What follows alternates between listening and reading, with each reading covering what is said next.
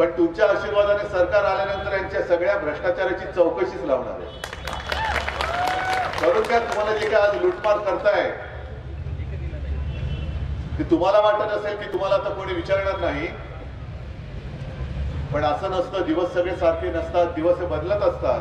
पण हे आपल्या राज्याचे निर्डावलेले गृहमंत्री आणि वरचे देशाचे गृहमंत्री यांना गृहमंत्र्याचा अर्थच कळला नाही, त्या शब्दाचा अर्थच नाही कळला। त्यांना असं वाटतं की गृहमंत्री म्हणजे दुसऱ्याची घर फोडणारा मंत्री। अहो तुम्ही घरफोडे मंत्री नाही आहात। नाहीतर गृहमंत्र्याच्या ऐवजी अमित शहा आणि देवेंद्र फडणवीसांनी गृह शब्द बदलून घरफोडे मंत्री असा शब्द घ्या, ते तरी चांगलं असतं। जमलेल्या माझ्या कुटुंबातील बांधवांनो, भगिनींनो आणि मातांनो,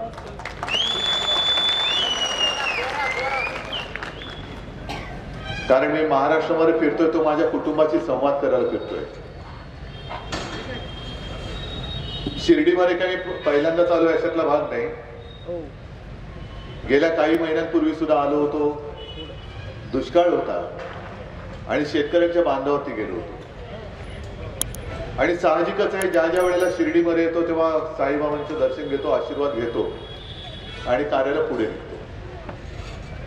पण शिर्डीमध्ये बऱ्याच दिवसानंतर असा संवादाचा योग आलेला आहे। जाहीर सभा होतात, या पुढे सुद्धा होती, पण मला आज धक्का बसला की शिर्डीमध्ये किती जुलूम, जबरदस्ती, गुंडाशाही वाढलेली आहे। आणि खरं तसं जर बघायला गेलं तरी गुंडागर्दी सरकारने संपवायला पाहिजे। पण जसं सरकार मान्य देशी दारूचं दुकान असतं, तसं सरकार मान्य जरी गुंडागर्दी असेल तर त्याला रोखणार कोण?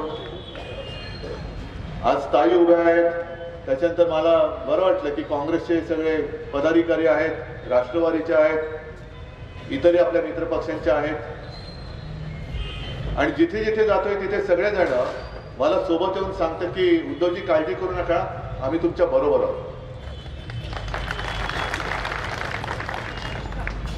साईबाबांनी जो मंत्र दिला, संजय आपण जो उल्लेख केला, श्रद्धा आणि सबुरी, हे जे काही घराणं आहे हे 10 घर फिरलेलं आहे, आपल्याकडे सुद्धा आलं होतं। आणि आज मला लाज वाटते की यांना काय आणि यांच्या वडिलांना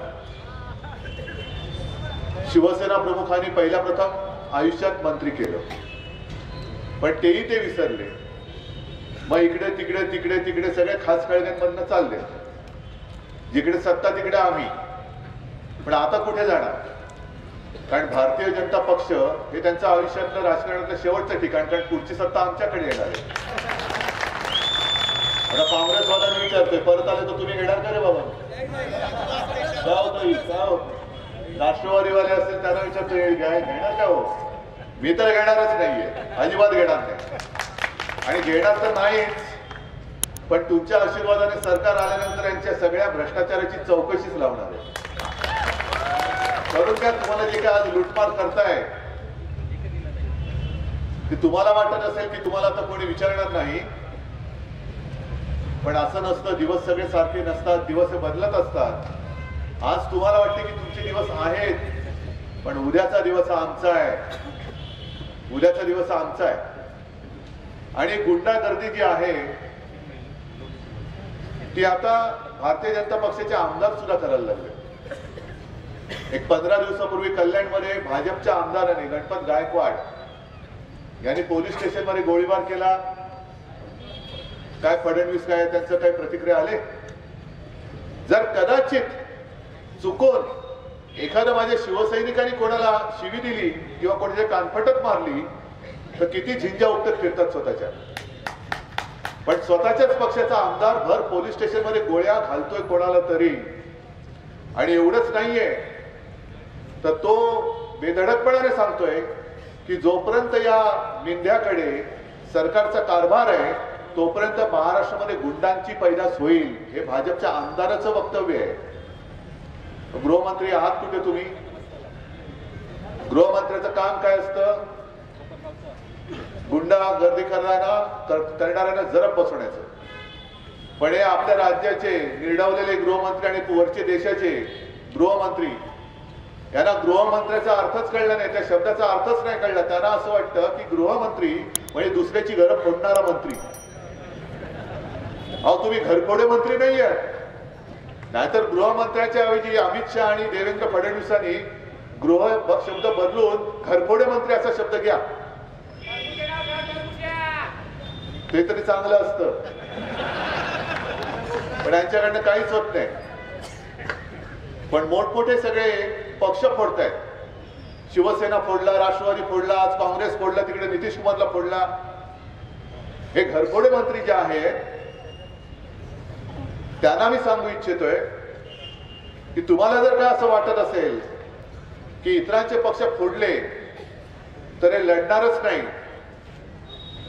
आज जसं अशोकराव आपल्यातनं गेले, काल परवापर्यंत बरे होते, म्हणजे जागा वाटपाच्या बोलणी करायला यायची, असे जातील असं वाटलंच नव्हतं आपल्याला.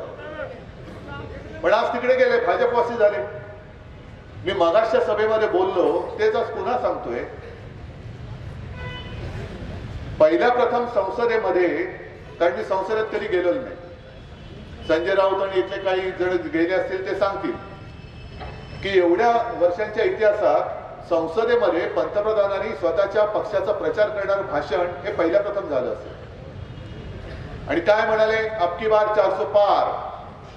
पण 400 पार होणार असाल तर तुम्हाला तुमच्या पक्षावरती काय भरोसा नाही? तुमच्याकडे कोणी नेते नाहीत, कार्यकर्ते नाहीत.